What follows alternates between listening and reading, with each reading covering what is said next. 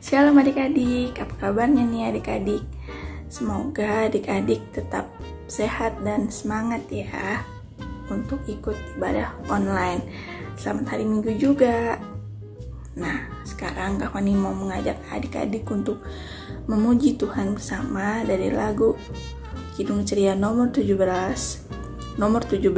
Burung Pipit yang Kecil. Yuk kita nyanyi bersama ya. 1, 2, 3. Burung pipit yang kecil dikasihi Tuhan, terlebih diriku dikasihi Tuhan. Ayat yang kedua.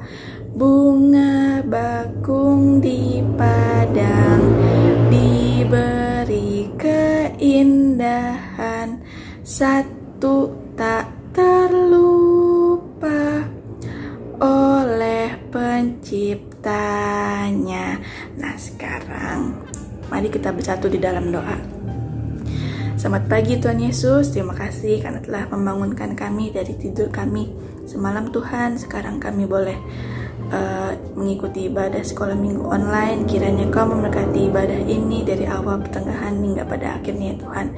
Kami serahkan semua kepadamu ya Bapa. Hanya di dalam nama-Mu saja kami sudah berdoa dan mengucap syukur. Haleluya, amin. Nah, sekarang sebelum kita membaca Alkitab, Kak Fani ada satu pujian lagi untuk memuji Tuhan dari Kidung Ceria 136. Kitab suci hartaku, itu ya. Yuk kita nyanyi sama-sama ya. Kak Fani hitung 1, 2, 3. Kitab suci hartaku tak ternilai olehmu, terungkaplah siapaku. Kitab suci hartaku tak ternilai hargamu, olehmu terungkaplah siapaku sebenarnya. Ayat yang kedua. Alkitab membimbingku pada juru selamatku dan membuatku sadar bila aku tak benar. Nah, sekarang mari kita bersatu dalam doa untuk mempersiapkan hati kita membaca dan merenungkan firman Tuhan. Mari kita berdoa adik-adik. Tuhan Yesus yang baik, terima kasih karena kami boleh memuji-Mu ya Tuhan. Biarpun melalui online ini kami senang, dan sekarang kami akan membaca Alkitab. Kau pimpin kami dan berikanlah Roh Kudus-Mu agar kami dapat mengerti ya Bapa. Terima kasih Tuhan Yesus, hanya di dalam nama-Mu saja kami sudah berdoa dan mengucap syukur. Haleluya, amin. Nah adik-adik, hari ini pembacaan Alkitab terambil dari Kitab Hakim-Hakim 2. Dipersiapkan adik-adik Alkitabnya. Hakim-Hakim 2 ayat 6 sampai 16. Nah, kita bacanya bersama-sama ya adik-adik. 1, 2, 3. Orang Israel menyembah berhala pada zaman Hakim-Hakim. Setelah Yosua melepas bangsa itu pergi, maka pergilah orang Israel itu masing-masing ke milik pusakanya untuk memiliki negeri itu. Dan bangsa itu beribadah kepada Tuhan sepanjang zaman Yosua dan sepanjang zaman para tua-tua yang hidup lebih lama daripada Yosua, dan yang telah melihat segenap perbuatan yang besar yang dilakukan Tuhan bagi orang Israel itu.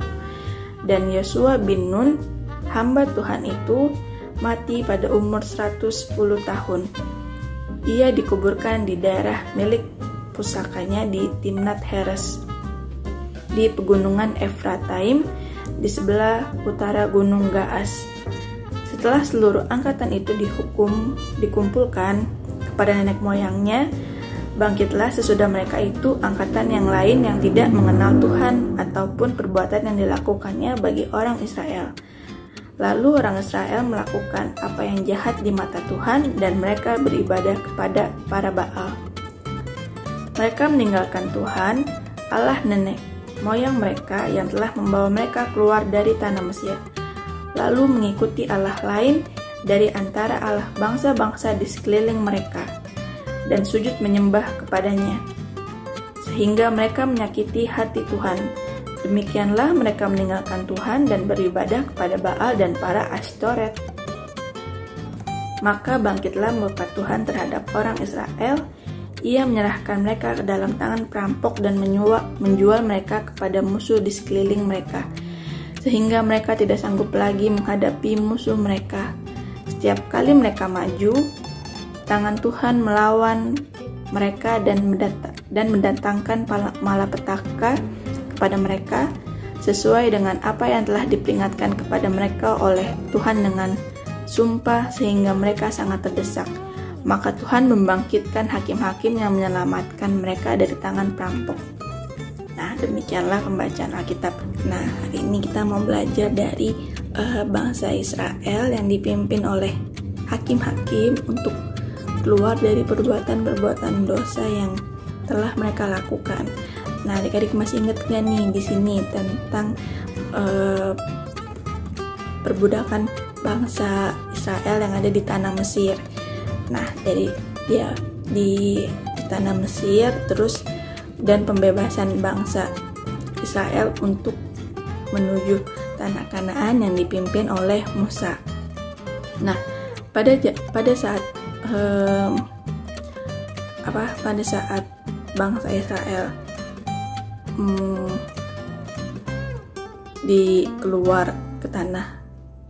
keluar dari tanah Mesir untuk menuju tanah Kanaan, bangsa Israel kan dipimpin sama Musa. Nah, pada saat itu si Musa ini mati adik-adik.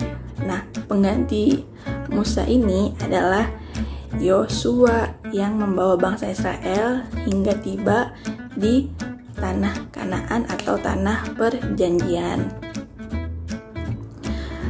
Nah, namun adik-adik, pada ayat yang ke-8 yang tadi kita baca bersama di Hakim-Hakim itu, bahwa dijelaskan pada saat itu si Yosua ini mati adik-adik karena dia sudah lanjut usia, umurnya sudah ratusan tahun ya adik-adik ya. Yosua mati bersama juga dengan bangsa-bangsa Israel yang udah orang-orang tua adik-adik. Nah, pada zaman dahulu, pada zaman perjalanan bangsa Israel dari Mesir ke tanah Kanaan, itu bangsa Israel berjanji kepada Tuhan bahwa maksudnya yang berjanji itu nenek moyangnya bangsa Israel ya, yang orang-orang tuanya si bangsa Israel, bahwa Tuhan adalah Allah yang mengasihi mereka dan bangsa Israel tidak akan menyembah Allah lain selain Tuhan, dan berjanji tidak akan menyembah Allah lain ataupun bangsa-bangsa lain gitu. Nah, karena bangsa Israel juga sudah berjanji akan setia kepada Tuhan dan hanya beribadah kepada Tuhan, Tuhan pun memberikan tanah Kanaan kepada bangsa Israel. Nah, namun pada saat itu orang tua bangsa Israel ini akhirnya mereka mati adik-adik, dan lahirlah generasi baru di bangsa Israel yang tinggal di tanah Kanaan. Nah, pada saat generasi baru ini tinggal di Kanaan, mereka melupakan janji-janji, mereka melupakan perjanjian para leluhur mereka bahwa hanya kepada Tuhan sajalah mereka beribadah dan mereka harus taat dan setia. Nah, tetapi janji itu tidak dilakukan oleh generasi baru ini.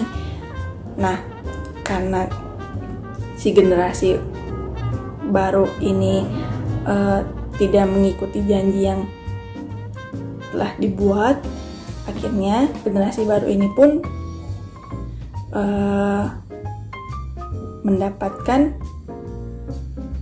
mendapat tindasan dari bangsa lain. Nah, mereka harus bekerja keras untuk mencari makan. Mereka harus membayar pajak kepada bangsa-bangsa yang telah menjajah mereka, sehingga di situ generasi baru ini merasakan bahwa mereka sudah merasakan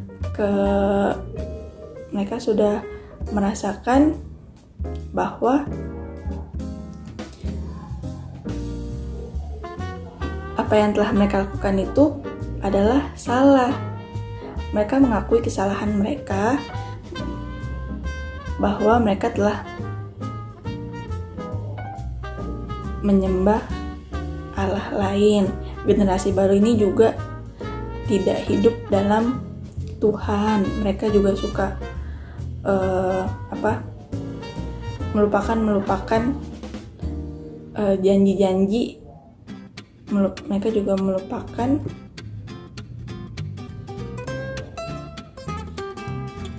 tentang ajaran Tuhan.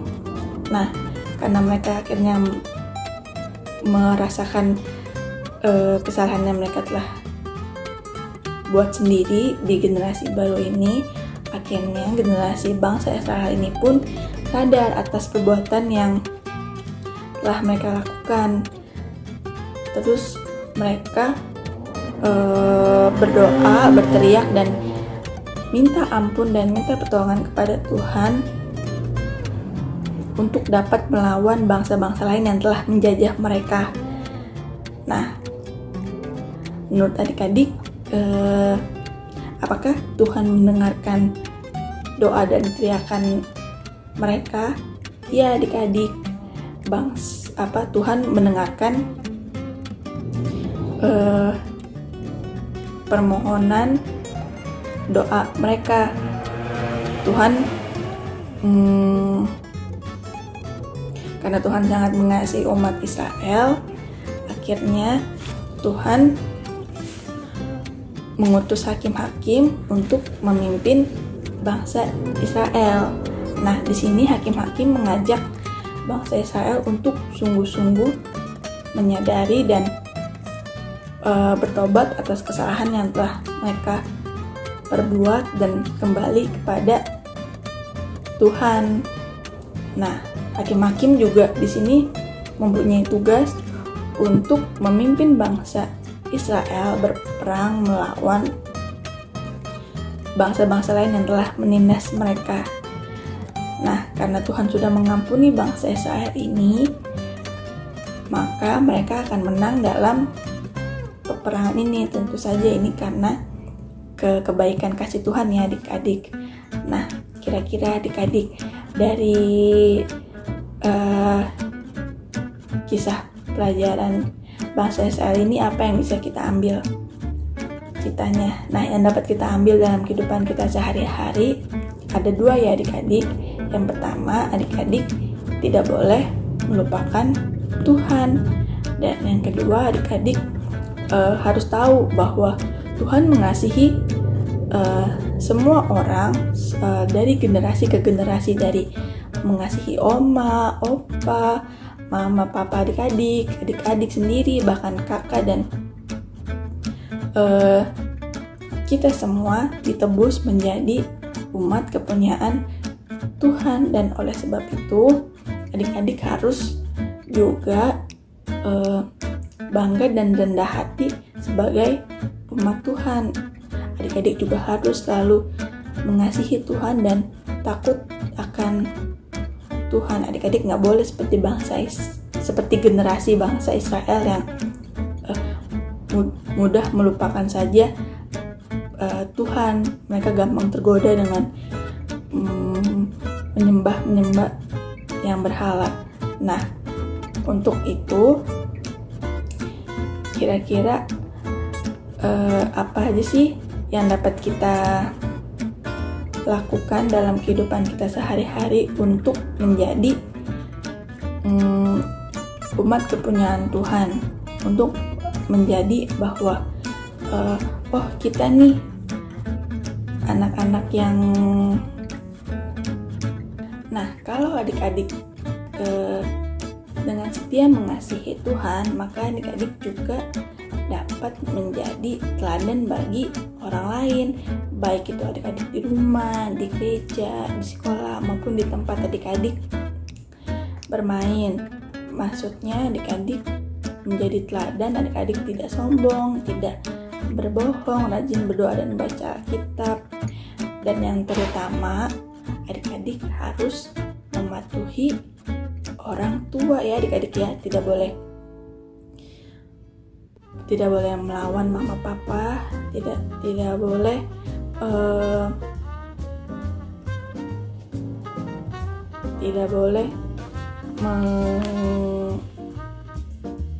melawan orang tua, harus selalu menghormati orang tua, itu adalah wajib hukumnya, harus dengar-dengaran juga sama orang tua. Nah, amin ya adik-adik ya. Nah, sekarang kita mau meresponi firman Tuhan dari Kidung Ceria 233 ayat 1 dan 2. Judulnya Yesus menginginkan daku. Kapan hitung ya? Saat kita nyanyi sama-sama. 1, 2, 3.